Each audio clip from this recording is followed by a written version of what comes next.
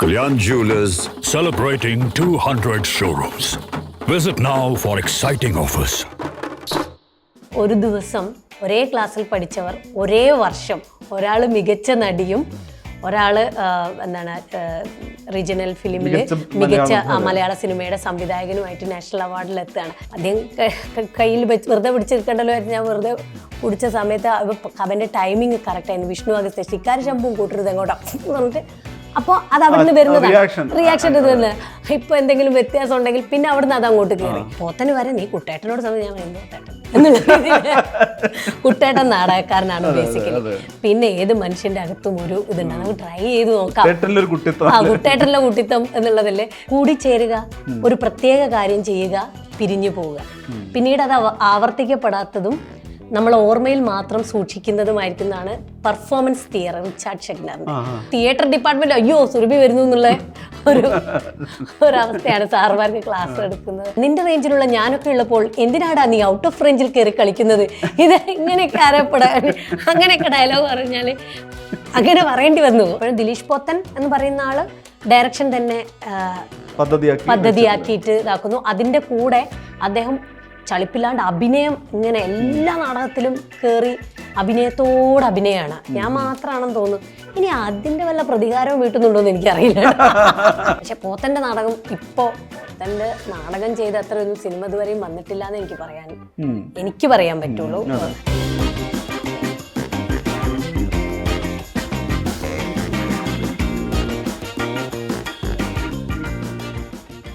Surabhi ലക്ഷ്മിയാണ് Q സ്റ്റുഡിയോയിൽ. സുരഭി, സ്വാഗതം. നമ്മൾ വളരെ നേരത്തെ തന്നെ പലതവണ സംസാരിക്കണം എന്ന് ആഗ്രഹിച്ച് പല കാരണങ്ങളുകൊണ്ട് മാറ്റിവെക്കപ്പെട്ട ഒരു അഭിമുഖമാണ്. പക്ഷെ 2024 എന്ന് പറയുമ്പോൾ എണ്ണം പറഞ്ഞ 2 റോളുകൾ എടുത്തു പറയാനുണ്ട്. റൈഫിൾ ക്ലബ്ബ് വിജയകരമായി മുന്നോട്ട് വന്നു. തുടർച്ചയായി 100 ദിവസം തിയേറ്ററിൽ പ്രദർശിപ്പിച്ച സിനിമയായിട്ട് ARM ഉണ്ട്. ഈ രണ്ടിനൊപ്പം ഉള്ളത് ഭയങ്കര ഗംഭീരമായിട്ടുള്ള മെമ്മറി കൂടിയായിരിക്കും. പക്ഷെ എനിക്ക് ആദ്യം ചോദിക്കാനുള്ളത്, ഇന്ത്യൻ സിനിമയിലെ മികച്ച നടി എന്നുള്ള രീതിയിൽ മലയാളത്തിൽ നിന്ന് 5ാമതായിട്ട് പേര് ചേർത്തയാളാണ് സുരഭി എന്നുള്ളത്. ഇപ്പോൾ സിനിമയിൽ വേറെ രീതിയിൽ കൂടുതൽ അപ്രീഷിയേറ്റ് ചെയ്യപ്പെടുന്ന സ്ഥലമാണ്. സുരഭി എന്ന ഒരാളുടെ ടാലൻറ്റിനെ ഒരുപക്ഷെ പല കാലങ്ങളിലായിട്ട് ഓർത്തെടുക്കാനോ അല്ലെങ്കിൽ വേണ്ട വിധത്തിൽ പ്രയോജനപ്പെടുത്താനോ പറ്റാത്തൊരു ഇൻഡസ്ട്രി കൂടിയായിരുന്നു നമ്മുടേത്. മറ്റു പല കാരണങ്ങളുണ്ടായിരുന്നു. പക്ഷെ ഇപ്പോൾ ഗംഭീര റോളുകൾ, ഞാൻ പറഞ്ഞത് നമുക്കൊരു ട്രാൻസിഷൻ അല്ലെങ്കിൽ മേക്ക് ഓവർ എന്നൊക്കെ തോന്നാവുന്ന റോളുകളൊക്കെ വരുന്നു. 2024 കുറിച്ചുള്ള സിനിമാനുഭവം എങ്ങനെയാണ് പറയുക? ഇപ്പം നോക്കുന്ന സമയത്ത് ഇപ്പം നമ്മൾ അവാർഡൊക്കെ കിട്ടിയിട്ടുണ്ട്. ഞാൻ എപ്പോഴും പറയും, പത്രത്തിലുണ്ട്, പാത്രത്തിലില്ല. പാത്രം വിച്ച് മീൻസ് കഥാപാത്രവും ആവാം, ഹരിപാത്രമാവും. അത് രണ്ടിലും പലപ്പോഴും ഞാൻ കുറവാണ് ഉണ്ടാവാറ്. അപ്പോൾ അത് വെച്ച് നോക്കുന്ന സമയത്ത് ജിതിൻ, അതുപോലെ സുജിത്തേട്ടൻ, ടൊവിനോ, ഇവരുടെ എല്ലാവരുടെയും ARM എന്ന് പറയുന്നൊരു അത് അത്ര വലിയ സിനിമയാണെന്നറിയില്ല. ടൊവിനോ ആണെന്നറിയാം, ടൊവിനോൻ്റെ ഒരു പേരാണെന്നറിയാം. പക്ഷെ ആദ്യം പറയുന്നത് മുത്തശ്ശി ആയതുകൊണ്ട് അതെവിടെ എവിടെയെങ്കിലും ആയിരിക്കുമെന്നൊക്കെ പിന്നെ സ്ക്രിപ്റ്റൊക്കെ കേട്ടപ്പം അറിയാം. പക്ഷെ എന്നാൽ ഇപ്പുറത്തെ 2 നായികമാർ എന്തായാലും വേറെ ഉണ്ട് എന്നുള്ളത് നമുക്ക് അങ്ങനെ അറിയുന്നില്ല. പിന്നെ ആ സിനിമ കഴിഞ്ഞപ്പോഴാണ് നമുക്ക് അതിൻ്റെ ഒരു വലിയൊരു വലിപ്പമൊക്കെ മനസ്സിലാവുന്നത്. അപ്പോൾ ആ സിനിമ ഇപ്പോൾ നിങ്ങൾ പറഞ്ഞതുപോലെ തന്നെ പലരും, ഞാൻ ആ സിനിമ കഴിഞ്ഞപ്പോൾ എനിക്ക് വന്ന കമൻറ്റുകളിൽ സുരഭീനെ ഇങ്ങനെ കാണാൻ ഞങ്ങൾ ഇത്ര ആഗ്രഹിച്ചിരുന്നു. അപ്പോൾ ഞാൻ ആഗ്രഹിച്ചതിനേക്കാൾ കൂടുതൽ ഒരുപക്ഷെ എവിടെയൊക്കെയോ എന്നെ ഇഷ്ടപ്പെടുന്ന ആളുകൾ അതിനെ ഏറെ ആഗ്രഹിച്ചു എന്നുള്ളത് ആ മാണിക്യം എന്ന് പറയുന്ന കഥാപാത്രത്തിന് കിട്ടിയ ഒരു സ്വീകാര്യതയിൽ നിന്ന് എനിക്ക് മനസ്സിലാവുന്നുണ്ട്. പിന്നെ അത് കഴിഞ്ഞ് റൈഫിൾ ക്ലബ്ബ്, ഞാൻ ഒരിക്കലും ഇപ്പോൾ ഞാൻ പോത്തൻ്റെ എപ്പോഴും പറയുന്ന പോലെ ഫ്രണ്ടൊക്കെ ആണല്ലോ, അവരുടെ ഒരു ഗ്യാങ്ങോ അല്ലെങ്കിൽ അവരുടെ ഒരു ആകെ ഞാൻ ശ്യാമേട്ടനെയൊക്കെ ഫസ്റ്റ് കണ്ടിരുന്നത് നാഷണൽ അവാർഡിൻ്റെ വേദിയിൽ ഞങ്ങൾ അങ്ങോട്ട് പോകുമ്പോഴാണ്. എയർ ഇന്ത്യയിൽ വെച്ചിട്ടാണ് നമ്മൾ കാണുന്നതെന്ന് തോന്നുന്നു. ആഷിഖാനെയൊക്കെ ഡയറക്റ്റായിട്ട് ഇങ്ങനെ കാണുന്നത് അവിടെ വെച്ചിട്ടാണ്. അപ്പോൾ ആ സമയത്ത് മായാനദി എന്ന് പറഞ്ഞിട്ടുള്ള ഒരു സിനിമയ്ക്ക് വേണ്ടിയിട്ട് അതിൽ ഐശ്വര്യ രാജേഷിൻ്റെ ഒരു സുഹൃത്തായിട്ടുള്ള ഒരു ഹോസ്റ്റലിലെ സുഹൃത്തായിട്ടുള്ള ക്യാരക്ടറിനെ എന്നെ വിളിച്ചിട്ടുണ്ടായിരുന്നു. പിന്നെ അവാർഡ് കിട്ടിയപ്പോൾ ഒരു പറഞ്ഞ് നിങ്ങൾക്ക് കുറച്ചും കൂടി നല്ല റോള് തരാം എന്ന് പറഞ്ഞ് അതവിടെ വെച്ചു. പിന്നെ ഇത്ര വർഷം കാത്തിരുന്നിട്ടാണ് എനിക്ക് സൂസൻ എന്ന് പറയുന്നുള്ള ഒരു ക്യാരക്ടറിലേക്ക് എന്നെ വിളിക്കുന്നത്. അപ്പോൾ ഇത് രണ്ടും ഇപ്പം ARM ഓണവും എന്താ പറയുക, ഇത് ക്രിസ്മസും, അതെ, പൂജയും ഓണവും പിന്നെ എന്താണ് നമ്മുടെ ദീപാവലിയും ഒക്കെ ARM കവർ ചെയ്തു. ക്രിസ്മസും ഇതും റൈഫിൾ ക്ലബ്ബും ന്യൂ ഇയറും റൈഫിൾ ക്ലബ്ബും കൂടെ കവർ ചെയ്യുന്നു. അപ്പോൾ അതിലൊരു സന്തോഷമുണ്ട്. ഒരു ആക്ടർ എന്നുള്ള രീതിയിൽ നമുക്ക് അപ്പം ഞാൻ ട്രൈ ചെയ്യാത്ത കുറേ കാര്യമുണ്ട്. ഇപ്പം ARM എടുത്ത് നോക്കുമ്പോൾ ഞാൻ അതുവരെ അങ്ങനത്തെ റൊമാൻസുകളൊന്നും ചെയ്തിട്ടില്ല. അങ്ങനെ ഒരു ഹീറോൻ്റെ കൂടെ ഒരിക്കലും എന്നെ ആരും ഇതുവരെ സങ്കല്പിച്ചിട്ട് പോലുമില്ല. അങ്ങനെ ഒരു സാധനമൊക്കെ എനിക്ക് ചെയ്യാൻ കിട്ടി, എനിക്ക് ട്രൈ ചെയ്യാൻ പറ്റി. നമുക്കിത് അകത്തുണ്ടെങ്കിൽ നമുക്കിത് ചെയ്യാൻ ആരെങ്കിലും ഒരു അവസരം കിട്ടുമ്പോൾ അല്ലേ ഇത് കാണിക്കാൻ പറ്റുള്ളൂ. അങ്ങനെയുള്ള ആ ഒരു ഇത്. പിന്നെ മുത്തശ്ശി എന്നൊക്കെ പറഞ്ഞാൽ നമുക്ക് എത്തിക്കാനൊന്നും പറ്റൂല, എന്നാലും നമ്മളൊന്ന് എത്തിക്കുന്ന ഒരു ഏരിയ ആണ്. പിന്നെ ഇതിലാണെന്നുണ്ടെങ്കിലും തോക്കൊന്നും പിടിക്കാൻ നമുക്ക് അങ്ങനെ അവസരം എപ്പോഴും കിട്ടില്ല, പ്രത്യേകിച്ച് നമ്മൾ മലയാള സിനിമയിലേ കിട്ടില്ല. പിന്നെ അതിനൊരു പ്രത്യേക തരം പോലീസ് എന്നൊക്കെ പറയുമ്പോൾ ഒരു ലുക്കിലൊക്കെ വേറെ രീതിയിലാണല്ലോ ഇതുവരെ കണ്ടിട്ടില്ല. അങ്ങനെയൊന്നും ആരും ട്രൈ ചെയ്യുമെന്ന് എനിക്കറിയില്ല. അപ്പം എനിക്കത് തോക്കെടുക്കുന്നത് അതൊക്കെ എന്നെ എക്സൈറ്റ് ചെയ്യിക്കുന്ന ഒരു കാര്യം. അതിൽ പക്ഷെ ചുരിദാറായിരുന്നു എൻ്റെ ആദ്യത്തെ വേഷം പ്ലാൻ ചെയ്തത്. അപ്പം ചുരിദാറും മുടിയും ഒക്കെ കണ്ടപ്പം ഞാൻ ശ്യാമേട്ട ചുരിദാർ എനിക്ക് വേറെയും കുറേ സിനിമയിൽ ചെയ്യാൻ പറ്റൂലേ. അപ്പം ഞാൻ ചിന്തിച്ചപ്പോൾ ഇത് 90s നടക്കുന്ന സിനിമയാണ്. അപ്പം ആ സമയത്ത് പിന്നെ എന്താണ് എൻ്റെ കഥാപാത്രത്തിൽ, ഇപ്പം ഞാൻ വലിയ ഇതെന്നുള്ളതിലല്ല കേട്ടോ ഞാൻ പറഞ്ഞത്, ഒരു കുഞ്ഞിതാണെങ്കിൽ അതിലെന്താണ് നമുക്കൊരു ഏരിയയിൽ എന്തെങ്കിലുമൊക്കെ ഒന്ന് മിനുക്കാൻ പറ്റുക എന്നുള്ളത് നോക്കിയിട്ട്. അപ്പം ഞാൻ ശ്യാമേട്ടനോട് പറഞ്ഞത്, നമ്മൾ ചില ബ്യൂട്ടി പാർലറിലൊക്കെ ചില പണ്ടത്തെ നിങ്ങൾ ഓട്ടോറിക്ഷയിലൊക്കെ കണ്ടിട്ടില്ലേ, സൈഡിലൊരിത് ഇങ്ങനെ മുടി ഇങ്ങനെ ആക്കിയിട്ട് ഒരു പെണ്ണ് ഇങ്ങനെയൊക്കെ നിൽക്കുന്നത്, അങ്ങനെയുള്ള കുറച്ച് റെഫറൻസ് ആയിരുന്നു. ബോംബെ അത് തന്നെ. ഞാൻ പറഞ്ഞു കുറച്ച് ഇവിടെ മുടിയൊന്നും വെട്ടിയാൽ മുടി വെട്ടിയാൽ നിനക്ക് വേറെ, ഞാൻ എനിക്ക് വേറെ പടമല്ലല്ലോ, സിനിമ ഉണ്ടെങ്കിലല്ലേ അടുത്തതിൽ വേറെ ലുക്ക് നോക്കണം എന്നൊക്കെ ഉള്ള ഒരു അവസ്ഥ ഉണ്ടാവുക. അപ്പം അതില്ല. അപ്പം അതില്ലാത്ത സ്ഥിതിക്ക് എനിക്ക് എന്തും ചെയ്യാം. പിന്നെ അവിടെ നിന്ന് അങ്ങോട്ട് നോക്കിയാൽ പോരെ. അപ്പോൾ ഞാൻ ഒന്ന് മുടിയൊക്കെ വെട്ടി നോക്കിയാൽ പറഞ്ഞു അത് നിനക്ക് പാളിപ്പോവോ എന്ന് ചോദിച്ചാൽ, പാളിപ്പോയാൽ അപ്പം അവിടെ നിന്ന് അങ്ങോട്ട് പിന്നെ നോക്കാം എന്നുള്ള രീതിയിൽ മുടിയൊക്കെ വെട്ടിയപ്പം ശ്യാമേട്ട പറഞ്ഞു ഇനി ഇവിടെ ചുരിദാർ ഇടിപ്പിക്കാൻ പറ്റില്ല, മിടി കൊടുക്കണം എന്ന് പറഞ്ഞിട്ടാണ് ആ ഒരു വേറൊരു ലുക്കിലേക്ക് വരുന്നത്. അപ്പം എനിക്ക് അതൊക്കെ പിടിച്ച് കഴിയുമ്പോൾ എന്നെ തന്നെ ഡിഫറെൻ്റ് ആയിട്ട് അത് ഈ സിനിമയിൽ പരീക്ഷിക്കാൻ പറ്റും. റൈഫിൾ ക്ലബ്ബ് എന്ന് പറയുന്ന പോലത്തെ ഒരു സിനിമയിൽ, ഒരു സാധാരണ അല്ലാത്തൊരു സിനിമയിൽ പോയിട്ട് എനിക്ക് മിടി ഇട്ടുന്ന ഞാൻ ഭയങ്കര ബോറായിരിക്കും. ഈ കൂട്ടത്തിൽ അത് പറ്റും. ഇതിൻ്റെ കഥയും കഥാപാത്രങ്ങൾക്കും ഒക്കെ അങ്ങനത്തെ ഒരു സ്വഭാവമുള്ളതുകൊണ്ട് അതങ്ങനെ പറ്റും. അപ്പം അത് രണ്ട് നല്ല സിനിമകളുടെ ഭാഗമാവാൻ പറ്റിയ ഒരു സമ്പുഷ്ടമായിട്ടുള്ളൊരു വർഷമായി 2024. വലിയ ഉത്തരമായി പോയില്ലേ? ഒരു കുഴപ്പമില്ല, അത്രയും നീളം ആവശ്യമുള്ള ഉത്തരം അത്. ഈ തിയേറ്ററിൻ്റെ പശ്ചാത്തലത്തിൽ വരുമ്പോൾ അല്ലെങ്കിൽ തിയേറ്ററിൽ ഗവേഷണം നടത്തിയ ഒരാൾ വരുന്ന സമയത്ത് എപ്പോഴും പറയാറുണ്ട്, ഈ ഒരു ആക്ടറിന് കോസ്റ്റ്യൂംസ് കിട്ടുന്ന സമയത്ത് കിട്ടുന്ന ഒരു എനർജി ആ ക്യാരക്ടറിലേക്കുള്ള ട്രാൻസിഷൻ എടുപ്പാന്നുള്ളത്. അപ്പോൾ ഈ ഒരു ക്യാരക്ടറിൻ്റെ കാര്യത്തിൽ അങ്ങനെ വരുന്നുണ്ടോ? നമ്മൾക്കൊരു സുരഭിക്ക് അതിന് തിയേറ്ററിന് തന്നെ പശ്ചാത്തലം വെച്ച് പറയാൻ പറ്റുമല്ലോ, ഒരു കോസ്റ്റ്യൂം കൂടി വരുമ്പോൾ എന്താ സംഭവിക്കുക? അത് വരാൻ പറ്റും.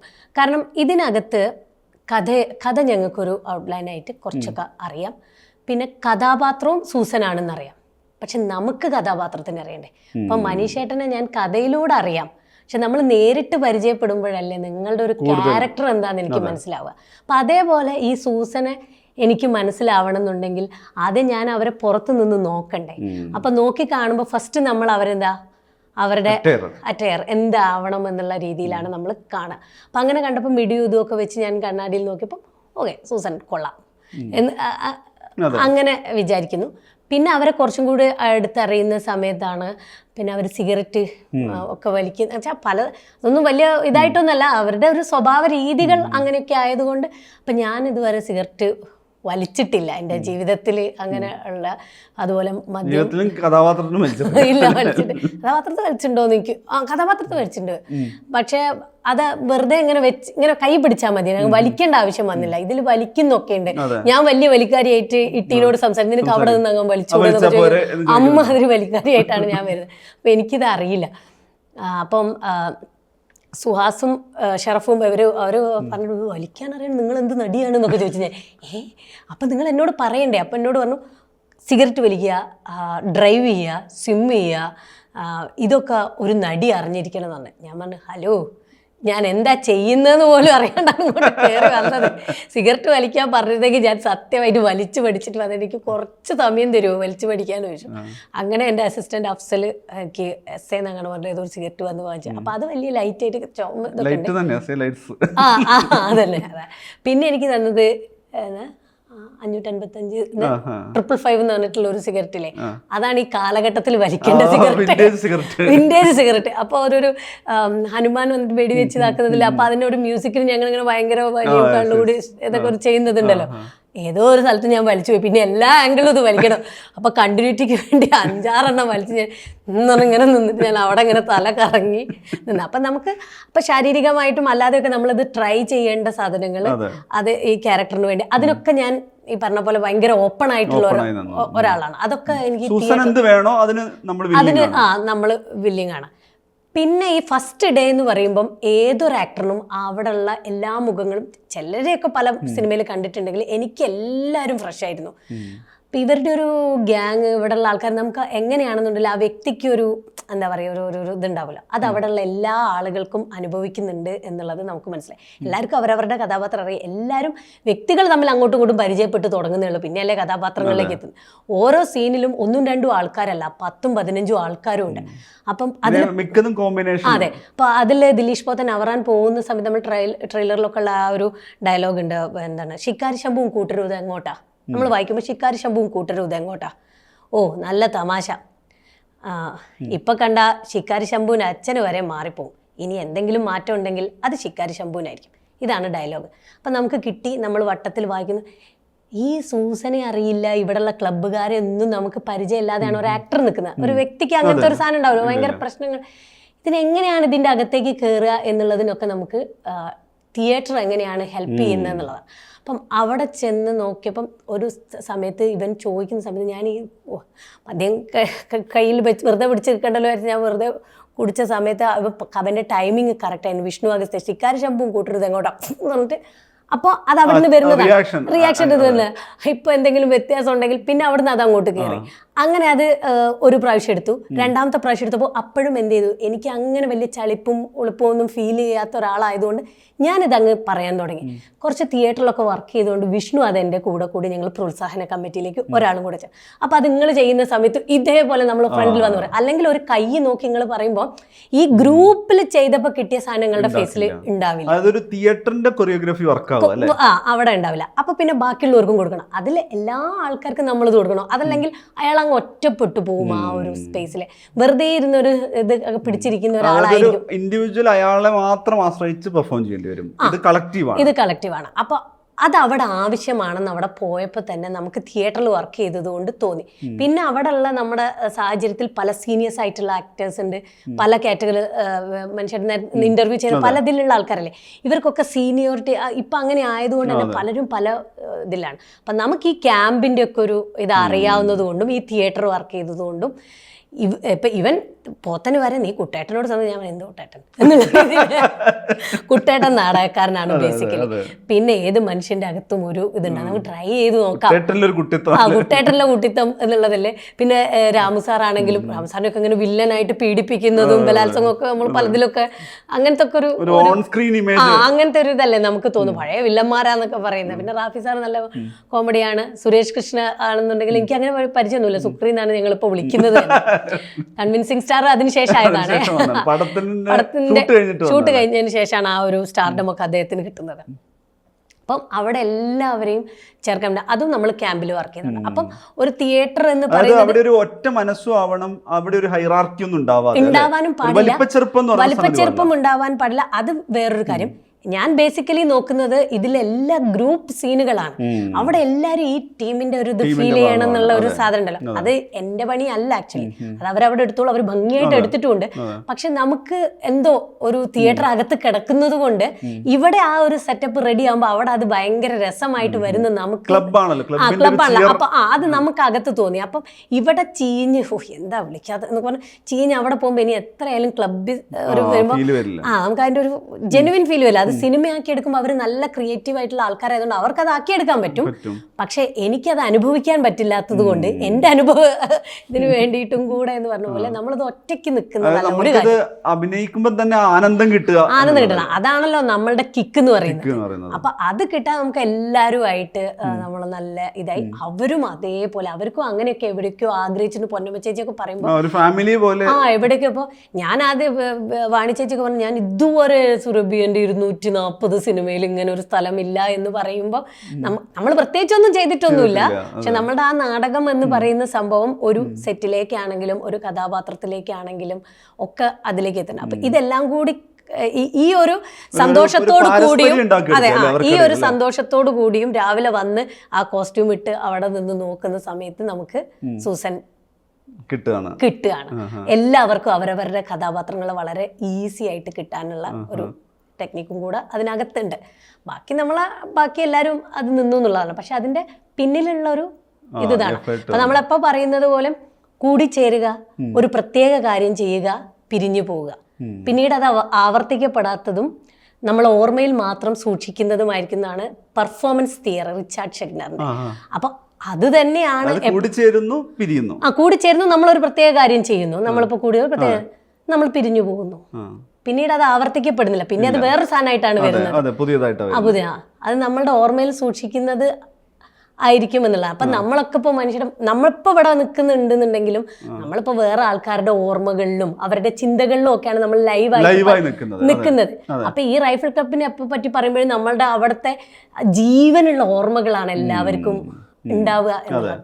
അപ്പൊ ആ ഓർമ്മകൾ നമുക്ക് ഉണ്ടാക്കിയെടുക്കാൻ പറ്റും. വേറെ എന്താണ് ഇതിനകത്ത് നിന്നൊക്കെ നമ്മൾ ഈ ഒരു ആർട്ടിൽ നിൽക്കുമ്പോൾ നമുക്ക് വേറെ എന്തൊക്കെ പൈസ ഇതും ഫെയിമും ഒക്കെ ഉണ്ട്. പക്ഷെ എന്നാൽ കൂടി നമ്മളുടെ അകത്ത് നമ്മളിതൊരു സന്തോഷിച്ച് ചെയ്യണ്ടേ, അതിനിതൊരു കൂട്ടത്തോടു കൂടി നിൽക്കണ്ടേ. ഞാൻ ഇന്നതാണ്, നമ്മൾ ഓരോരുത്തരും അവരവരുടെ ഭാരം എടുത്ത് ഞാൻ ഭാരം വെച്ചങ്ങ് നിന്ന് കഴിഞ്ഞാൽ എനിക്ക് തോന്നുന്നില്ല അത് എവിടെ എത്താൻ പറ്റും. നമ്മൾ ഏറ്റവും ഓപ്പണായി ജെന്യൂനായിട്ട് നിൽക്കുക എന്നുള്ള ഉള്ളൊരു അവിടെ നമ്മളുടെ ഒരു ഭാരം അങ്ങ് കുറഞ്ഞു പോകും. നമുക്കൊരു ഇപ്പൊ ഇന്ന് കിടക്കുകയാണ്, ഞാൻ ഇന്ന് രാത്രി കിടന്നുറങ്ങുമ്പോഴും ഞാൻ റെഡിയാണ്, നാളെ ഉണർന്നിട്ടില്ലെങ്കിലും ഉണരാതിരിക്കാൻ വരെ ഞാൻ റെഡി ആയിട്ടാണ് കിടക്കുന്നത്.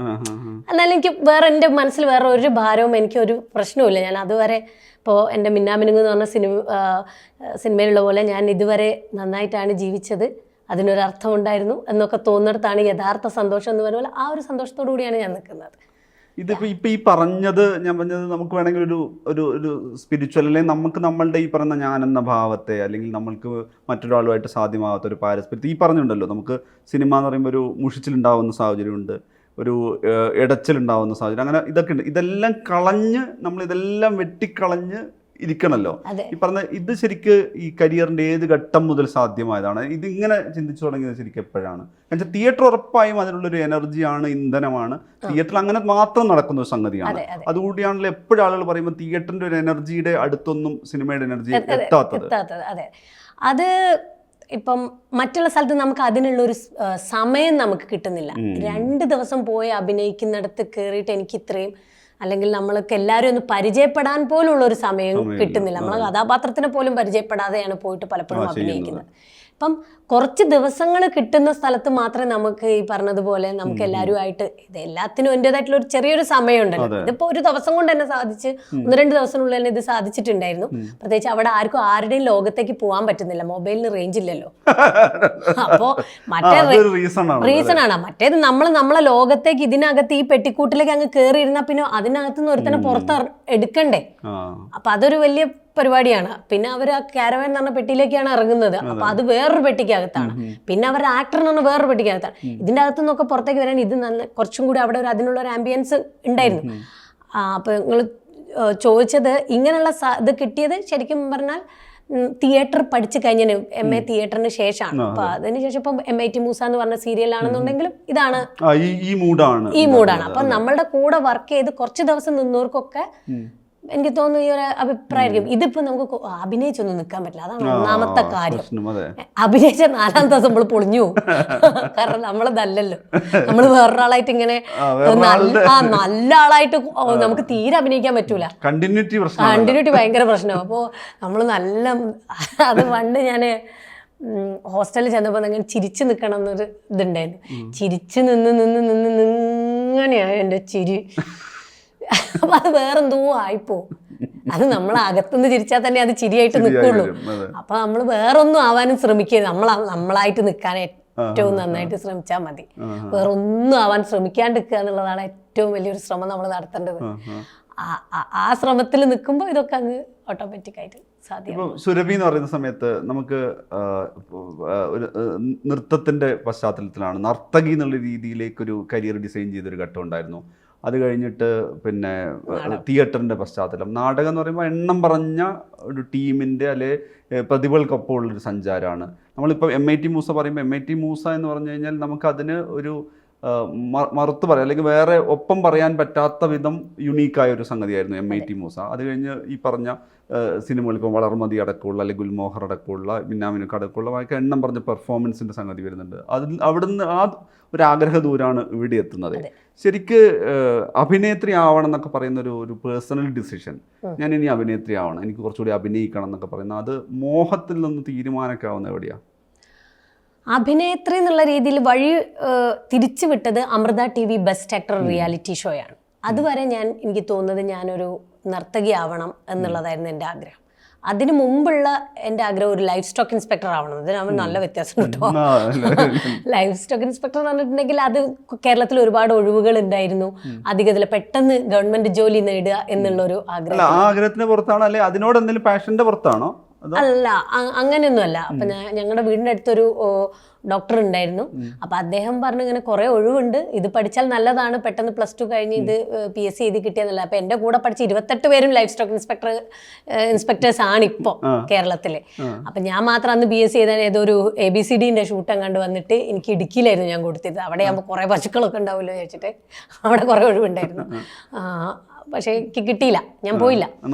നന്നായി. അപ്പൊ പിന്നെ ഞാൻ ഡാൻസർ ആവാന്നുള്ളതില്ലായി. അപ്പൊ ഡാൻസർ ആയിട്ട് വരുന്ന സമയത്തും എൻ്റെ ഉള്ളിലുള്ള അഭിനേത്രി ഉണ്ട് എന്നുള്ളത് നമുക്കിങ്ങനെ തിരിച്ചറിയുന്നുണ്ട്. കാരണം അതിൽ വർണ്ണമൊക്കെ ചെയ്യുന്ന സമയത്ത് എനിക്ക് പദം ചെയ്യുമ്പോൾ മാത്രം, നിങ്ങൾക്ക് അറിയുമെന്ന് എനിക്കറിയാം, പദം എന്ന് പറയുമ്പോൾ കുറച്ച് അഭിനയത്തിന് സാധ്യത ഉള്ള ഇതാണ്. വർണ്ണം എന്ന് പറയുമ്പോൾ അതിനിടയ്ക്ക് ജതികൾ വരും, തളാങ്കു അങ്ങനെയുള്ള സംഭവം വരും, സ്വരങ്ങൾ വരും. അപ്പോൾ ഇതൊക്കെ ഇങ്ങനെ നമ്മളെ ബ്രത്തിന്റെ നാടകം പോലെ ഇങ്ങനെ ബ്രേക്ക് ആയിക്കൊണ്ടിരിക്കും. അഭിനയത്തിന് ഇങ്ങനെ നമുക്ക് ഇഷ്ടമുള്ള സ്ഥലത്തേക്ക് നമ്മളൊന്ന് ലയിച്ച് വരുമ്പോഴത്തേക്ക് അതിൽ അടുത്തയിലേക്ക് പോകേണ്ട ഒരു സംഭവം. അപ്പോഴൊക്കെ എന്നിൽ ആക്ടർ ഇങ്ങനെ ഡിസ്റ്റർബ്ഡ് ആകുന്നുണ്ടെന്ന് അറിയാം. പക്ഷെ അന്ന് നമുക്ക് തിരിച്ചറിയാൻ പറ്റുന്നില്ല, എന്തോ എനിക്ക് അങ്ങോട്ട് ഇഷ്ടപ്പെടുന്നില്ല. എനിക്ക് പദം ചെയ്യുമ്പോൾ മാത്രം നല്ല സുഖമുണ്ട്, ഞാൻ ഇതേ ചെയ്യുള്ളൂ എന്നൊക്കെ, അത് മാത്രം ഞാൻ നന്നായി കളിക്കും, അങ്ങനെയൊക്കെയുള്ള ഒരു ഇതായി. പിന്നെ ബെസ്റ്റ് ആക്ടർ, പക്ഷെ ഞാൻ അതിനിടയ്ക്ക് ഓപ്ഷൻ ആയിട്ട് തിയേറ്റർ എടുത്തിട്ടുണ്ട്. അപ്പോഴും തിയേറ്റർ ഡിപ്പാർട്ട്മെന്റ് അയ്യോ സുരഭി വരുന്നു എന്നുള്ള ഒരവസ്ഥയാണ്. സാറുമാർക്ക് ക്ലാസ് എടുക്കുന്ന സമയത്ത് ഇതേപോലെ തന്നെ പലതരം പ്രശ്നക്കാരിയാണ് ഞാൻ.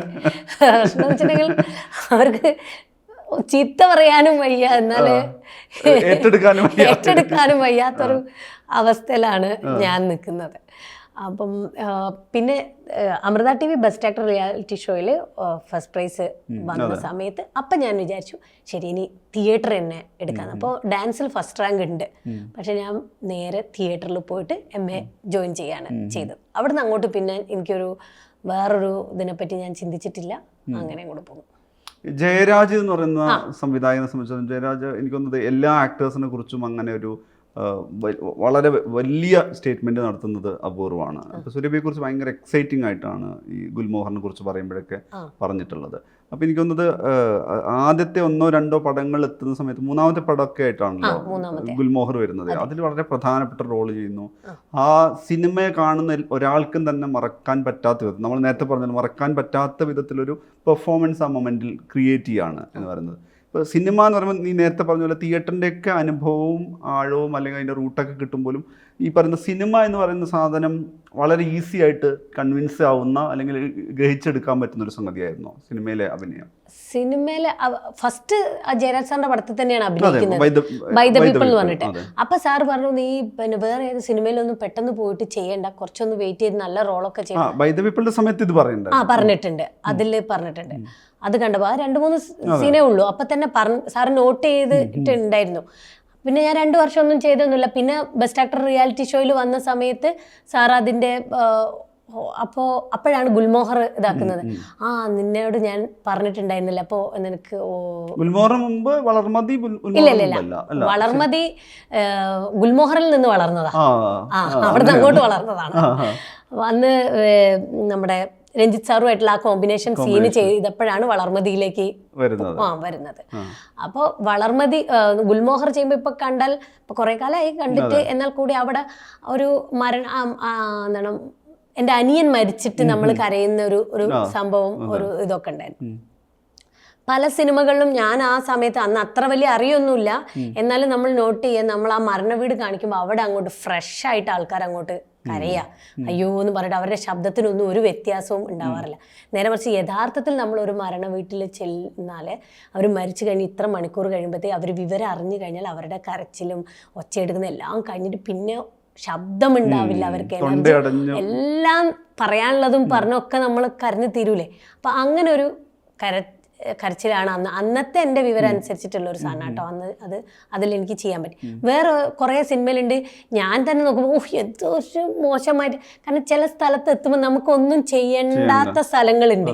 അപ്പം അവരെന്നെ അങ്ങ് റെഫറൻസ് ഇട്ട് ഇതുപോലെ അങ്ങോട്ട് ചെയ്താൽ മതി, തിരുത്തണ്ട എന്ന് പറയും. പിന്നെ അവിടെ നമുക്ക് ഒന്നും ചെയ്യാൻ പറ്റില്ല. അങ്ങനെയുള്ള കുറേ സാധനങ്ങൾ ഞാൻ അഭിനയിച്ച് തെറ്റിപ്പോയത് കുറേ ഉണ്ട് കേട്ടോ. അപ്പം അത് കാണുമ്പോൾ എനിക്ക് കുറച്ചൊന്ന് ഇപ്പൊ ഒന്ന് നന്നാക്കിയത് അറ്റ്ലീസ്റ്റ് ഒരു ടിക്ടോക്ക് എങ്കിലും ചെയ്തിരുന്നെങ്കിൽ എന്ന് നമുക്ക് തോന്നിപ്പോകും. ഞാനത് എൻ്റെ അകത്തുള്ള ആ ആർട്ടിസ്റ്റിനെ തൃപ്തിപ്പെടുത്താൻ വേണ്ടിയിട്ട് എന്നിട്ട് സീനൊക്കെ ഇങ്ങനെയൊക്കെ ചെയ്തൊക്കെ വൃത്തിയാക്കിയൊക്കെ കൊടുക്കും. ആ സമയത്ത് വിഷമിക്കുമ്പോൾ നമുക്ക് തന്നെ അത് കാണുമ്പോണ്ടാവില്ലേ, ഇത് നിന്റെ റേഞ്ചിലുള്ള ഇവളൊക്കെ ഉള്ളപ്പോൾ, അല്ല നിന്റെ റേഞ്ചിലുള്ള ഞാനൊക്കെ ഉള്ളപ്പോൾ എന്തിനാടാ നീ ഔട്ട് ഓഫ് റേഞ്ചിൽ കയറി കളിക്കുന്നത്, ഇത് ഇങ്ങനെയൊക്കെ അറിയപ്പെടാൻ അങ്ങനെയൊക്കെ ഡയലോഗ് പറഞ്ഞാല് അങ്ങനെ പറയേണ്ടി വന്നു. ഡയറക്ടർ അങ്ങനെയാണ് ഉദ്ദേശിച്ചത്, അങ്ങനെ പറയാം. അത് പുതിയ മുഖത്തിലുള്ളതാണ് പൃഥ്വിരാജിന്റെ ബാലനോട് പറയുന്നത്. ഇപ്പൊ ഞാൻ അങ്ങനെ പറയൂല. പിന്നെ എനിക്കൊന്ന് ആ സമയത്ത് സിനിമ അല്ലെങ്കിൽ അന്നത്തെ ഒരു മാസപടത്തിന്റെ സ്വഭാവമൊക്കെ വെച്ചിട്ട് പിന്നെ ഒരു എനിക്ക് ഭയങ്കര എപ്പോഴും പ്രശ്നമുണ്ട്. മറ്റേ കമൽ സാറിന്റെ ഒരു പണ്ട് വലിയേട്ടൻ ഇങ്ങോട്ട് വന്നില്ല എന്നൊക്കെ പറഞ്ഞിട്ട് ഒരു അഭിനയം ഉണ്ട്. എൻ്റെ അമ്മേ, എനിക്കത് സഹിക്കാൻ പോലും ഇപ്പൊ പോലും അത് ആരെങ്കിലും അയച്ചു തരുമ്പോൾ ഞാൻ എന്തിനാണ് അങ്ങനെ ചെയ്തു വെക്കുക, എന്തെങ്കിലും ഒന്ന് പറഞ്ഞ് അന്ന് നമുക്കത് പറയാനുള്ള സ്വാതന്ത്ര്യമില്ല. വലിയ സീനിയർ ഡയറക്ടർമാരും ഇവരൊക്കെ ഇരിക്കുമ്പോൾ നമ്മളോട് നിങ്ങൾ ഇങ്ങനെ ചെയ്താൽ മതി എന്ന് പറയുമ്പോൾ, ഇതാണ് ക്യാരക്ടർ ഇങ്ങനെ ചെയ്യൂ എന്ന് പറയുമ്പോൾ നമുക്ക് വേറെ ഒന്നും നമ്മളുടേതായിട്ടൊന്നും ചെയ്യാനില്ല. അന്ന് അങ്ങനെയാണ് അങ്ങനെയൊക്കെ ചെയ്യുന്നു എന്ന് പറഞ്ഞിട്ട് നമ്മളിങ്ങനെ ചെയ്തു പോയിരുന്നു. അത് ആരുടെയും കുറ്റമൊന്നും ആയിട്ടല്ല, അന്ന് അങ്ങനെയായിരുന്നു. പിന്നെ നമ്മൾക്കും അത്ര വലിയ ചിന്തിച്ചൊന്നും ആഴത്തിലൊന്നും പോകും. കാരണം അന്ന് രാവിലെ കിട്ടുന്ന സ്ക്രിപ്റ്റ് അല്ലേ, അന്ന് രാവിലെ നമ്മൾ ആരാണെന്ന് എന്താണെന്ന് വരെ അറിയുന്നത് 2 ദിവസം കഴിഞ്ഞിട്ടൊക്കെ ആയിരിക്കും. അപ്പോൾ പേരൊന്നും ഉണ്ടാവില്ല, അങ്ങനെയൊക്കെ അല്ലേ. അപ്പം നമ്മളൊരു ലിഫ്റ്റ് അങ്ങ് കയറി ഞാൻ എപ്പോഴും പറയുന്നത്, നമ്മൾ അവതരിപ്പിക്കുന്ന പുതുമുഖ നായിക സുരഭി ലക്ഷ്മി എന്നല്ലല്ലോ. നമ്മളൊരു ഡയലോഗ് ഇല്ലാത്തടത്തുനിന്ന് ഒരു ഡയലോഗ് കിട്ടി, കഥാപാത്രത്തിന് ഒരു പേര് കിട്ടി, പിന്നെ ഒരു പാട്ടിൽ കിട്ടി, അങ്ങനെയൊക്കെ. ഇപ്പൊ തിരക്കഥ എന്ന് പറഞ്ഞ സിനിമ അഭിനയിക്കുമ്പോൾ പ്രിയാമണി അഭിനയിച്ചതെല്ലാം ഞാൻ ഹോട്ടൽ റൂമിൽ പോയി ചെയ്തിട്ടുണ്ട്. അങ്ങനത്തെ രീതിയിൽ നമുക്ക് അത് നമ്മളുടെ ഒരു ആഗ്രഹം എന്നുള്ള രീതിയിൽ നമ്മൾ അതൊക്കെ. പിന്നീട് പത്മ അഭിനയിച്ചപ്പോ ഞാൻ അനുപമനോട് പറഞ്ഞു, നിങ്ങൾ ആ സീനൊക്കെ ഒരു 100 വട്ടം ഞാൻ അഭിനയിച്ചിട്ടുണ്ട്.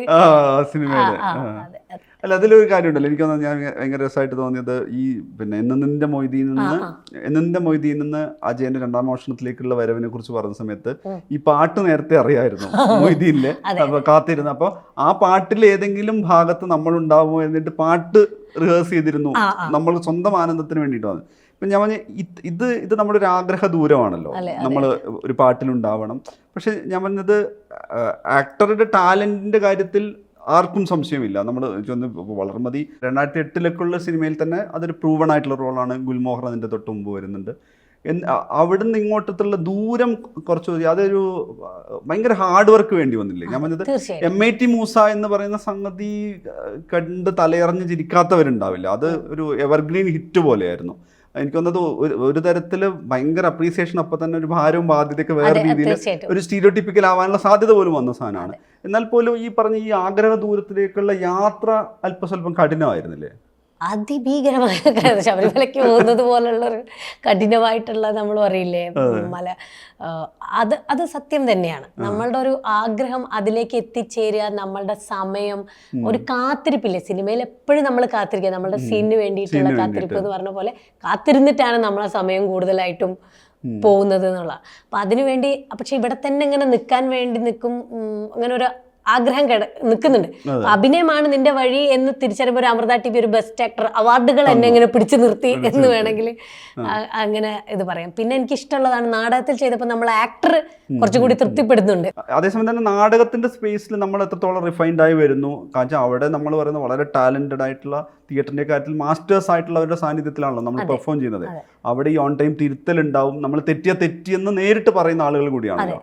പക്ഷെ അതേസമയം തന്നെ സിനിമയിലേക്കുള്ള ദൂരം കൂടുന്നുണ്ട്, ഇവിടെയെല്ലാം നമ്മൾ സാധ്യമാക്കുന്നുണ്ട്. അതെ, അത് ഇപ്പൊ MA കഴിഞ്ഞ സമയത്ത് നമുക്ക് ഇങ്ങനെ നമ്മുടെ ആഗ്രഹം, ഇപ്പം ഞാനും ദിലീഷ് പോത്തനും ഒക്കെ കാലടിയിലുള്ള ഡാൻസിൻ്റെ കൂത്തമ്പലത്തിൽ അവിടെ ഇരുന്ന് ഞങ്ങളുടെ വിങ്ങിലിരുന്ന് തിയേറ്ററിൻ്റെ വിങ്ങിലിരുന്ന് ഇങ്ങനെ പറഞ്ഞിട്ട് ഇവരെല്ലാവരും മഹാരാജാസ് എന്നാണ് നമ്മളെ പേരിൽ ഈ കാലടീനെ പറ്റി പറയുക എന്ന് ഞങ്ങൾ അവിടുന്ന് ചിന്തിച്ചിട്ടുണ്ട്. ഗോവൻ ചേട്ടനൊക്കെ അവരൊക്കെ മഹാരാജാസിന്റെ വലിയ ആൾക്കാരല്ലേ. പിന്നെ രമേശ് വർമ്മ സാറ്, അദ്ദേഹം അവിടുത്തെ ചെയർമാനും കലാപ്രതിഭയും. പിന്നെ എല്ലാവർക്കും അവിടെയുള്ള മൊത്തം ആൾക്കാരും ഏകദേശം മഹാരാജാസ് പഠിച്ചിട്ടുള്ള ആൾക്കാരുമാണ്. അപ്പം കാലടി അപ്പോൾ കുഞ്ഞു യൂണിവേഴ്സിറ്റി ആണല്ലോ, അധികം വർഷങ്ങളായിട്ടില്ല. അപ്പം നമ്മുടെ പേരിൽ ഇത് അറിയപ്പെടുന്നത് എന്നായിരിക്കും എന്നൊക്കെ ഞങ്ങൾ അവിടെ വെച്ച ആഗ്രഹങ്ങളുണ്ട്. അപ്പോൾ ഞാൻ 2008, 9, 10 ആ ഒരു ടൈമിലാണ് PG പഠിക്കുന്ന സമയത്ത്, 8ൽ MA തിയേറ്റർ പഠിക്കുന്ന സമയത്ത്. അപ്പം അന്ന് ഞങ്ങൾ ആഗ്രഹിച്ചിട്ടുണ്ട്. അപ്പോഴും ദിലീഷ് പോത്തൻ എന്ന് പറയുന്ന ആള് ഡയറക്ഷൻ തന്നെ പദ്ധതിയാക്കിയിട്ട് ഇതാക്കുന്നു. അതിൻ്റെ കൂടെ അദ്ദേഹം ചളിപ്പില്ലാണ്ട് അഭിനയം, ഇങ്ങനെ എല്ലാ നാടകത്തിലും കയറി അഭിനയമാണ്. ഞാൻ മാത്രമാണെന്ന് തോന്നുന്നു. ഇനി അതിൻ്റെ വല്ല പ്രതികാരവും വീട്ടുന്നുണ്ടോ എന്ന് എനിക്കറിയില്ല. എൻ്റെ നാടകത്തിൽ എപ്പോഴും എനിക്ക് സ്റ്റേജ് മാനേജറും അതുപോലെ തന്നെ ലൈറ്റും ഒക്കെയാണ് പുള്ളി കൈകാര്യം ചെയ്തിരുന്നത്. ഞാൻ അപ്പൊ പുള്ളിയുടെ നാടകത്തിലെ ആക്ടറാണ്. അപ്പൊ എനിക്ക് ഇതൊക്കെ മെയിൻ ആയിട്ട് ഒരാളെ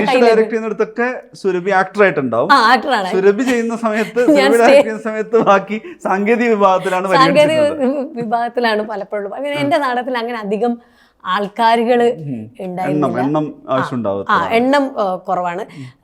പിന്നെ അത് മാത്രല്ല, ഞാൻ അങ്ങനത്തെ സ്പെഷ്യൽ പരിപാടികളൊക്കെയാണ് പിടിച്ചിട്ടുണ്ടായിരുന്നത്. പക്ഷെ പോത്തൻ്റെ നാടകം പോത്തൻ്റെ നാടകം ചെയ്ത് അത്രയൊന്നും സിനിമ ഇതുവരെയും വന്നിട്ടില്ല എന്ന് എനിക്ക് പറയാൻ പറ്റുള്ളൂ. അങ്ങനത്തെ നാടകങ്ങളാണ് അദ്ദേഹം ചെയ്തിട്ടുള്ളതൊക്കെ. അപ്പം അന്ന് മാക്ബത്തൊക്കെ ചെയ്തപ്പോൾ ആ വിരുന്ന്, ആ കൂത്തമ്പലം മുഴുവൻ നമുക്കൊരു വെസ്റ്റേൺ തിയേറ്ററിലുള്ള അല്ലെങ്കിൽ ഒരു പുറത്തുള്ള നമ്മളൊരു ഹോളിവുഡ് സിനിമയൊക്കെ കാണുന്നത് പോലെയുള്ള, കാരണം ഞങ്ങൾ ഇടുന്ന ഡ്രസ്സ് ചിലപ്പോൾ ചാക്കോ സംഭവങ്ങളൊക്കെയാണ്, പക്ഷെ അതിൻ്റെയൊക്കെ ഒരു സ്റ്റൈല് തന്നെ വേറെ തന്നെ ആയിട്ടൊക്കെയാണ് ഞങ്ങൾ ആ മാക്ബത്തിൻ്റെ ആ വിരുന്ന് ഇതൊക്കെ ആയിട്ട്, ഞാൻ ലേഡി മാക്ബത്തായിട്ട് മറ്റേ സൗദി അറേബ്യയിലെ ഏതത്തറും പരിപാടികളൊക്കെ ആയിട്ടുള്ള ഇതൊക്കെ സീനൊക്കെ നമ്മൾ ചെയ്തിട്ടില്ല. അപ്പോൾ ഇപ്പം ഞാൻ ആലോചിക്കുമ്പോൾ ഇപ്പോൾ നിങ്ങൾ പറഞ്ഞ ഈ യാത്രയുടെ കാര്യം പറയുമ്പോൾ, എന്നിട്ട് ഞാൻ എൻ്റെ വഴിയിലുള്ളൊരു യാത്രയിലേക്ക് ഇത് കഴിഞ്ഞ ശേഷം സീരിയൽ ഇതിലേക്ക് പോകുന്നു. KK രാജീവ് സാറിൻ്റെ കഥയിലെ രാജകുമാരി എന്ന് പറഞ്ഞു. അതെൻ്റെ ഒരു ഡബിൾ അമ്മയാണ്. അതാണ് ശരിക്കും പറഞ്ഞാൽ ഇവിടെ പഠിച്ചതെല്ലാം അവിടെ പ്രയോഗിക്കാൻ പറ്റിയൊരു സ്ഥലം ഉള്ളതാണ്. ഇന്ന് കുട്ടി എൻ്റേതായിരിക്കും. അപ്പൊ എൻ്റെ കുട്ടിയാന്നുള്ളതൊക്കെ ഞാൻ അഭിനയിച്ച് മറ്റുള്ള പലതൊക്കെ എല്ലാതൊക്കെ ഇതൊക്കെ ആയിക്കണ്ടു. നാളെ പറയും ഇത് നിങ്ങളെ കുട്ടിയല്ല മറ്റേ അപ്പൊ ഞാൻ ഇന്നലെ അഭിനയിച്ചൊക്കെ തെറ്റല്ലേ? തെറ്റല്ല, എങ്ങനെ തെറ്റാവും? അത് ഇന്നലെ നിങ്ങൾ വിശ്വസിച്ചത് അതാണ്. അപ്പൊ വിശ്വാസങ്ങളുടെ വ്യത്യസ്ത തരത്തിലുള്ള വിശ്വാസങ്ങളെ മാറ്റിമറിക്കാനും ഓരോ നിമിഷവും ആ വിശ്വാസങ്ങൾ ഇങ്ങനെ മാറിക്കൊണ്ടിരിക്കും. അങ്ങനെ പെർഫോമൻസിന്റെ വേരിയേഷൻസ് ഒക്കെ ഇങ്ങനെ മാറി മാറി മാറി ഉള്ള രീതിയിൽ നമുക്ക് പിന്നെ അതൊരു കിക്കായി സോന എന്നുള്ളൊരു ക്യാരക്ടർ. അപ്പോൾ ഞാൻ ശരിക്കും വില്ലത്തിയായി വന്നതാണ്. പിന്നെ ഞാൻ അങ്ങ് നായികയായി പോകുന്നു. അങ്ങനെ രൂപാന്തരപ്പെട്ട ഒരു സീരിയൽ കൂടിയാണ് ആ സിനിമ. അപ്പം അവിടെ നിന്ന് ഒരു രണ്ടാമത് അതിൻ്റെ കൂടെ നമ്മളിങ്ങനെ ഇടയ്ക്കിടയ്ക്ക് പോയിട്ട് ഇങ്ങനെ കുഞ്ഞു കുഞ്ഞു സിനിമകൾ, കാരണം നമ്മുടെ സ്വപ്നം സിനിമയാണ്. അപ്പം അവിടത്തേക്ക് പക്ഷെ നമുക്ക് വലിയ എൻട്രികളില്ല, കുഞ്ഞു കുഞ്ഞു സാധനങ്ങൾ. ഇതിപ്പോൾ വേറൊരാളുടെ കയ്യിൽ നിൽക്കുന്ന സാധനമല്ലേ. അപ്പം എനിക്ക് സ്വന്തമായിട്ട് പിന്നെ എഴുതാനോ അല്ലെങ്കിൽ ഡയറക്റ്റ് ചെയ്യാനോ അങ്ങനത്തെ ഉള്ളൊരു സാധ്യത സിനിമയ്ക്ക് അകത്തില്ല. നാടൻ വേണമെങ്കിൽ എനിക്ക് ചെയ്യാം, അതില്ല. അപ്പോൾ വെച്ചാൽ ആരെങ്കിലും എന്തെങ്കിലും ഇങ്ങനെ ഇട്ട് തരുന്നത് ഇങ്ങനെ പിടിച്ച് അതേറ്റവും ആസ്വദിച്ച് കഴിച്ച് വയറ് നിറയ്ക്കാൻ പറ്റുന്ന ഒരു അവസ്ഥയിലാണ് ഞാൻ സഞ്ചരിച്ചുകൊണ്ടിരിക്കുന്നത്. അപ്പം അതിനിടയ്ക്ക് ഇങ്ങനെ കിട്ടുന്നു. അതിലെ MIT മൂസ എന്ന് പറഞ്ഞതാണ് പിന്നെ ഒരു വേറെ രീതിയിലൊരു, അതുവരെ ഞാൻ കോമഡി ഒന്നും അങ്ങനെ ട്രൈ ചെയ്തിട്ടൊന്നുമില്ല. അത് കോമഡി എന്നല്ല പറയണ്ടേ, അത് ഭയങ്കര ഓവറായിട്ട് ഒരാൾ നിൽക്കുന്നു, മറ്റവരൊക്കെ അവരെ അങ്ങനെയാണല്ലോ, കുറച്ചൊരു വട്ടാണല്ലോ. അപ്പൊ അതിനകത്ത് നിന്ന് അത് ചെയ്തുകൊണ്ടിരിക്കുമ്പോഴാണ് മിന്നാമിനിങ് എന്ന് പറയുന്ന ഒരു സിനിമ 11 ദിവസത്തേക്ക് വരുന്നത്. അപ്പം ശരിക്കും നമ്മൾ നോക്കുവാണെങ്കിൽ MIT മൂസയും മിന്നാമിനിങ്ങും എന്തൊരു ദൂരത്തിലാണ്. MIT മൂസ ചെയ്തോണ്ടിരിക്കുമ്പോഴാണ് പുറത്ത് പോയിട്ട് ഇത് പോയിട്ട് ഞാൻ ഇവിടെ പോയിട്ട് മിന്നാമിനിങ് ചെയ്തത്. അത് ചെയ്യുമ്പോഴാണെന്നുണ്ടെങ്കിൽ അതിന്റെ ഡയറക്ടർ അനിൽ തോമസ് വെച്ചിട്ടുണ്ടെങ്കിൽ ഈ കോഴിക്കോട് സ്ലാങ് തിരെ അത്ര പുള്ളി നേരെ വടക്കുള്ളതുകൊണ്ട് മൂപ്പർക്ക് മനസ്സിലാവില്ല പലതും. പിന്നെ സ്റ്റേറ്റ് അവാർഡ് ഉണ്ടായിരുന്നു, ടെലിവിഷൻ സ്റ്റേറ്റ് അവാർഡ്. അപ്പോൾ ആ സമയത്ത് പറഞ്ഞു ഇവർക്ക് അഭിനയിക്കാനൊന്നും അറിയില്ല, ഇവർ മറ്റേ ഒരു സ്ലാങ്ങിൻ്റെ മുകളിൽ പിടിച്ചിരിക്കുന്ന നടിയാണെന്ന്. അത് പുള്ളി തന്നെയാട്ടോ എന്നോട് പറഞ്ഞത് എന്ന് പറഞ്ഞിട്ട് എന്നെ അതിൽ അവാർഡിൽ നിന്ന് മാറ്റിക്കളഞ്ഞ്. എന്നിട്ട് എന്നോട് പറഞ്ഞു എന്നിട്ട് നീ എൻ്റെ സിനിമയിൽ എന്നെ അഭിനയിച്ചിട്ട് നാഷണൽ അവാർഡ് വാങ്ങിച്ചല്ലോ, എനിക്ക് അന്ന് ഞാൻ അത് ചെയ്ത് തെറ്റായി പോയി എന്ന് തോന്നുന്നു. അതായത് ടെലിവിഷൻ അവാർഡിൽ പുള്ളി ജൂറി ആയിരുന്നു. അപ്പം എന്നെ ഒഴിവാക്കി. അപ്പോൾ അങ്ങനെ അവിടേക്ക് എത്തുന്നു. ദിലീഷ് പോത്തൻ അദ്ദേഹത്തിൻ്റെ വഴിയിലൂടെ ഇങ്ങനെ പോകുന്നു. എന്നിട്ട് ഒരു ദിവസം ഒരേ ക്ലാസ്സിൽ പഠിച്ചവർ ഒരേ വർഷം, ഒരാൾ മികച്ച നടിയും ഒരാൾ എന്താണ് റീജിയണൽ ഫിലിമിൽ മികച്ച മലയാള സിനിമയുടെ സംവിധായകനുമായിട്ട് നാഷണൽ അവാർഡിൽ എത്തുകയാണ്. അപ്പം ഞങ്ങൾ നേരത്തെ ഈ പറഞ്ഞ കൂത്തമ്പലത്തിൽ ഇരുന്ന് ആ രണ്ടാൾക്കാരിരുന്ന് ഗൂഢാലോചനയുടെ ഒരു ശക്തി എത്രത്തോളം ഉണ്ടായിരുന്നു എന്നുള്ളത് മനസ്സിലായി. ഞങ്ങൾ ഒരുമിച്ച് പോയിരുന്നു. അത് വാങ്ങിച്ചപ്പോൾ ഭയങ്കര ഒരു സന്തോഷമുള്ളൊരു ഇതായിരുന്നു. അപ്പോഴും ഒരു ആക്ടർ എന്നുള്ള നിലയ്ക്ക് ആഫ്റ്റർ നാഷണൽ അവാർഡും എനിക്കൊരു 3-4 സീനുകൾ കൂടുതലുണ്ട് എന്നുള്ളതല്ലാതെ പ്രത്യേകിച്ചൊന്നും തന്നെ സംഭവിച്ചില്ല. അത് ഈ പറഞ്ഞതുപോലെ നിങ്ങൾ നേരത്തെ പറഞ്ഞ, പക്ഷേ ഏത് നടിക്ക് കിട്ടി എന്നുള്ളത് എല്ലാവർക്കും മനസ്സിലായത് MIT മൂസ എന്ന് പറയുന്ന ഒരു സീരിയൽ ഉള്ളത് കൊണ്ടാണ്. അതല്ലെങ്കിൽ ഉള്ളതുകൊണ്ട് പാത്തൂന് അവാർഡ് കിട്ടി എന്നുള്ളതാണ്. അത് എല്ലാവരിലേക്കും മനസ്സിലായത്. പേഴ്സണലി ഫേവറേറ്റ് ആളുകളുടെ പാത്തു എന്ന് പറയുന്നത് ഇഷ്ടപ്പെടാത്തവരില്ല. ഇഷ്ടമില്ലാത്തവരുണ്ട്, നല്ല തെറിയൊക്കെ കമന്റിൽ ഇടുന്നവരുണ്ടായിരുന്നു. അല്ലല്ല ഞാൻ പറയുന്നത് അതിനെ ഏറ്റെടുത്ത ആളുകൾ. അതെ അതെ അതെ. അതുകൊണ്ട് എല്ലാവർക്കും അത് മനസ്സിലായി, ആൾക്കാരിലേക്ക് എത്തി. നേരെ മറിച്ച് ഇപ്പൊ ഉള്ള ഒരാൾക്ക് പലർക്കും കിട്ടുന്നുണ്ട്, പലർക്കും അത് എത്തൂല. ഒരൊറ്റ സിനിമയിൽ വന്ന ഒരു അവാർഡ് ഇത് ഏതാ നടിയെന്ന് പോലും അറിയില്ല. പക്ഷെ അങ്ങനെ ഒരു നടി എന്നുള്ള രീതിയിൽ പാത്തു എന്ന് പറഞ്ഞ രജിസ്റ്റർ ചെയ്യപ്പെട്ടു, എല്ലാവരിലേക്കും അത് മനസ്സിലായി എന്നുള്ളതാണ്. അല്ല, അത് വേറെ രീതിയിലൊരു ഭാരക്കൂടുതലാവുന്നുണ്ട്. കാരണം വെച്ച് കഴിഞ്ഞാൽ ഇപ്പം നമ്മൾക്ക് അതിനു മുമ്പുള്ള സുരഭിക്ക് എന്തും ചെയ്യാമെന്നുള്ളൊരു ധൈര്യം ഉണ്ടല്ലോ, ഭയങ്കര. ഇപ്പൊ ഈ ഒരു തുറസാണല്ലോ. ഇപ്പൊ നാഷണൽ അവാർഡ് സമയത്ത് ഈ റോളാണ് ആലോചിച്ചിരുന്നത്. നേരത്തെ ഇപ്പൊ ഇവർ പറഞ്ഞ പോലെ തന്നെ അയ്യോ സുരഭി നാഷണൽ അവാർഡ് കിട്ടിയ സ്ഥിതിക്ക് നമുക്ക് മായാനദിയിൽ ഈ റോൾ കൊടുക്കാൻ പറ്റില്ലല്ലോ എന്ന് പറയുന്ന ഒരുപാട് മാറ്റിവെക്കലിനും കൂടി കാരണമാവുമല്ലോ. അത് അവർക്ക് വലിയ ഭാരമായി എനിക്കല്ല ഭാരമായത്. എനിക്ക് മറ്റുള്ളവരുടെ ഭാരം കൂടുതൽ നമ്മൾക്ക് ഞാൻ അത് വല്ലാതെ മറ്റുള്ളവർ ഭാരം അനുഭവിച്ചതാണ് ഞാൻ അനുഭവിച്ച ഭാരം. അതാണ് പിന്നീട് എനിക്ക് ഭാരമായത്. അപ്പൊ ഞാൻ എന്തും ചെയ്യാൻ ഏത് കാലത്തും തയ്യാറായിട്ടുള്ള ഒരാളാണ്. പക്ഷേ അപ്പം ഞാൻ കുറച്ചും കൂടി നമുക്ക് നല്ല റോളുകളൊക്കെ കിട്ടുന്നൊക്കെ നമ്മൾ വിചാരിക്കുന്ന ഒരു ഇതുണ്ടാവില്ല. ആ വിചാരിക്കുന്നതിന് മുന്നേ അത് മുളയിലെ നുള്ളിക്കളഞ്ഞു മുസ്തഫ, കപ്പളയുടെ ഡയറക്ടർ. ഞങ്ങൾ ആ ബെസ്റ്റ് ആക്ടറിൽ ഒരുമിച്ചുണ്ടായത്. അവനോട് പറഞ്ഞു സുരഭി നിനക്ക് വളരെ റിയാലിറ്റി ആയിട്ടുള്ള ഒരു കാര്യമാണ് പറഞ്ഞത്. എൻ്റെ വീട്ടിൽ ഈ ഒരു സാധനം അവിടെ ഇരിപ്പുണ്ട്, ഞാനത് മൂടി വെച്ചിരിക്കുകയാണ്. കാരണം എന്നിലെ ആക്ടർ ആഗ്രഹിച്ചു പോയി, പിന്നീട് ഒരുപാട് നല്ല വേഷങ്ങൾ എന്നെ തേടി വരുന്നു, പക്ഷെ ഒന്നും സംഭവിച്ചില്ല. ഇതുപോലെ തന്നെയാണ്, നീ സിനിമയിൽ ഒരു നായികയല്ല, നീ ഒരു സീരിയൽ നടിയാണ്. പിന്നെ നിനക്ക് തിയേറ്റർ ഇതാണ്. അതുകൊണ്ട് നാളെ നിന്നെ ഇവിടെയുള്ള മെയിൻ നടന്മാർ അവരുടെ നായികയാക്കി വിളിക്കും എന്നുള്ളതൊക്കെ നിന്റെ ദിവാസ്വപ്നം മാത്രമാണ്. അതുകൊണ്ട് ആ സ്വപ്നത്തിലേക്കൊന്നും നീ ഇപ്പം തൽക്കാലം പോരുത്. ഇതുവരെ നീ എന്താണോ ഒരു കുഞ്ഞു കഥാപാത്രത്തിന് പോലും നീ എന്താണോ ചെയ്തുകൊണ്ടിരുന്നത്, ഒരു ആക്ടർ എന്നുള്ള രീതിയിൽ നീ എങ്ങനെയാണോ നിന്നെ മിനുക്കിക്കൊണ്ടിരിക്കുന്നത് അത് തന്നെ ചെയ്തുകൊണ്ടിരിക്കുക. കുറേ കാലം ഈ പ്രകൃതിക്ക് നിന്നെ ഒളിപ്പിച്ചു വെക്കാനൊന്നും പറ്റില്ല. ഏതെങ്കിലും ഒരു സമയത്ത് നീ പുറത്തേക്ക് വരും.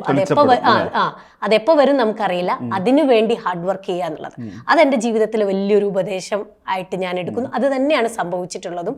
ഞാൻ എന്നെ മിനുക്കിക്കൊണ്ടിരുന്നു. ആ സമയത്ത് ബെസ്റ്റ് ആക്ടർ എന്നുള്ള നാഷണൽ അവാർഡ് കിട്ടിയ അതേ വർഷം തന്നെ കേരള സംഗീത നാടക അക്കാദമിയുടെ മികച്ച നാടക നടിക്കുള്ള അവാർഡും. അപ്പം ഞാൻ 2 സ്ഥലത്തും ഒരേപോലെ ഇപ്പം പ്ലേ ചെയ്തിട്ട് കുറച്ചായി. അതിൻ്റെ ഒരു ബുദ്ധിമുട്ട് എന്നുള്ള ആക്ടർ പരാതി എന്നോട് പറഞ്ഞുകൊണ്ടിരിക്കുന്നുണ്ട്. അത് പരാതി വരുമ്പോൾ ഞാൻ മാഷിനെ വിളിച്ച് നാടകം ഇങ്ങനെ ആലോചിക്കെങ്കിലും ചെയ്യും. ആലോചിക്കുന്നുണ്ട് കുട്ടി, നീ അടങ്ങ് എന്ന് പറയുന്ന രീതിയിൽ സമാധാനപ്പെടുത്താൻ വേണ്ടി ഞാൻ ആലോചനകൾ നടത്തുന്നുണ്ട്. അപ്പോൾ നേരത്തെ പറഞ്ഞ ചോദ്യത്തിലേക്ക് വരുന്ന സമയത്ത് നമ്മൾ ആ യാത്ര കുറച്ച് പാടുള്ളതാണ്, ദുഷ്കരവും തന്നെയാണ്. അവിടെ ജിതിൻ എന്ന് പറയുന്ന ഒരാൾ എന്നെ ടൊവിനോടെ നായികയായിട്ട് ആലോചിക്കുന്നു. ടൊവിനോ ഒന്നും പറയണ്ട, അവർ നല്ല നടിയാണ്, പക്ഷേ ഇങ്ങനെ ഒരൊറ്റ കാര്യം ഒരു പൊത്തോ അദ്ദേഹം അത് ചെയ്തിട്ടില്ല എന്നുള്ളതാണ്. ഒരു കോമ അദ്ദേഹം ഇട്ടിട്ടില്ല. അയ്യോ ഒരു ഗംഭീരാണ്, പൊളിയായിരിക്കും, അത് നല്ലതായിരിക്കും. പടം കണ്ടു കഴിഞ്ഞ് ഫസ്റ്റും ടോവിനോ തന്നെയാണ് വിളിച്ചിട്ട് എൻ്റെ അടുത്ത് പറഞ്ഞത്, ഇത് ചെയ്യാൻ എനിക്ക് വേറൊരാളെ ഇപ്പം സുരഭി ഇത് ചെയ്ത് കഴിഞ്ഞപ്പോൾ എനിക്ക് ചിന്തിക്കാൻ പറ്റുന്നില്ല എന്ന് പറഞ്ഞ് ഫസ്റ്റ് റിവ്യൂ പുള്ളി തന്നെയാണ് പറഞ്ഞിട്ടുള്ളത്. പിന്നെ സുജിത്തേട്ടനും വരും, അതിൻ്റെ പ്രൊഡ്യൂസറും എല്ലാവരും അത് വേണമല്ലോ. പ്രൊഡ്യൂസർ ആകുമ്പോൾ പലപ്പോഴും ഇതിൻ്റെ മാർക്കറ്റ് അതിപ്പോൾ നമ്മളിത് പറഞ്ഞിട്ട് ഇപ്പം നമ്മൾ ഭയങ്കര ഗംഭീര നടിയാണ്, ആനയാണ്, എന്നെ ആരും എടുക്കുന്നില്ല എന്നൊന്നും പറഞ്ഞാൽ ആരോടും ഒരു നടന്മാർക്കും പരാതി പറയാൻ പറ്റില്ല. കാരണം അവിടെ മാർക്കറ്റ് എന്ന് പറയുന്നത് നമ്മൾ അംഗീകരിക്കേണ്ട ഒരു വലിയൊരു ഒരു കാര്യം കൂടിയാണ്. ഇതൊരു ബിസിനസ് ഇൻഡസ്ട്രി അല്ലേ. ഇപ്പൊ ഞാൻ ഷോ ബിസിനസ് ആണ്. കുറച്ചു കാലം കഴിയുമ്പോൾ ഞാൻ അത്തരത്തിൽ ബിസിനസ്സിന് പാകപ്പെടുന്ന ഒരാളായിട്ട് എന്നെ മാറി കഴിയുന്ന സമയത്ത് അപ്പൊ എൻ്റെ ആക്ടർക്കും ബിസിനസ്സും എല്ലാം കൂടെ നടത്തും. നമ്മൾ എല്ലാ കാലത്തും ഒരുപോലെ ഇരിക്കില്ലല്ലോ. അപ്പോൾ ഒക്കെ മാറി മാറി വരും. എൻ്റെ കൂട്ടുകാരിയുടെ മക്കളുകളുണ്ട്. അപ്പം ഇവർക്കൊക്കെ ARMൽ അമ്മൂമ്മേനെ കാണണം. അപ്പോൾ പറയും, അമ്മേൻ്റെ ഫ്രണ്ടല്ലേ ARMൽ അമ്മൂമ്മേനെ ഒന്ന് വിളിച്ച് വീഡിയോ കോൾ കാണിച്ചിരുന്നത്. എന്നിട്ട് ഇവർ വിളിച്ചിട്ട് ശ്രീജാനക്കുട്ടിയൊക്കെ വിളിച്ചിട്ട് എന്നോട് ഒരു ശില്പയൊക്കെ വിളിച്ചിട്ട് പറയും, എടി നീ ഒന്ന് ആ മുത്തശ്ശീൻ്റെ വെസ്റ്റ് മുണ്ടെടുത്ത് എൻ്റെ മോന് കോൾ ചെയ്യണം, ഭയങ്കര പ്രശ്നമാണ്. എന്നിട്ട് ഞാൻ എൻ്റെ മുത്തശ്ശീൻ്റെ മുണ്ടും ഇതുമൊക്കെ ഇട്ടിട്ട് കുറച്ച് പൗഡറൊക്കെ ഇവിടെ നിന്നിട്ട് പണ്ട് എന്നൊക്കെ പറഞ്ഞിട്ട് കഥയൊക്കെ രാത്രി ഉറങ്ങാൻ കഥയൊക്കെ പറഞ്ഞു കൊടുക്കും. എന്നിട്ട് അങ്ങുവാൻ ഇപ്പം എനിക്ക് ആ പാട്ട് കേൾക്കാൻ വയ്യ. പാട്ട് കേൾക്കുമ്പോൾ എൻ്റെ മുതുകിലൊരു വളവൊക്കെ വരുന്നത്. ഞാനാണെങ്കിൽ സൂപ്പർ മാർക്കറ്റിൽ പോയാലും ഈ പാട്ട് അപ്പം എൻ്റെ മുതുക് വളയും. ഇപ്പം ഞങ്ങളത് കോമഡിയൊക്കെ എൻ്റെ കൈക്കൊരു വളവൊക്കെ വരുന്നുണ്ടോ എന്നൊക്കെ ചോദിക്കും.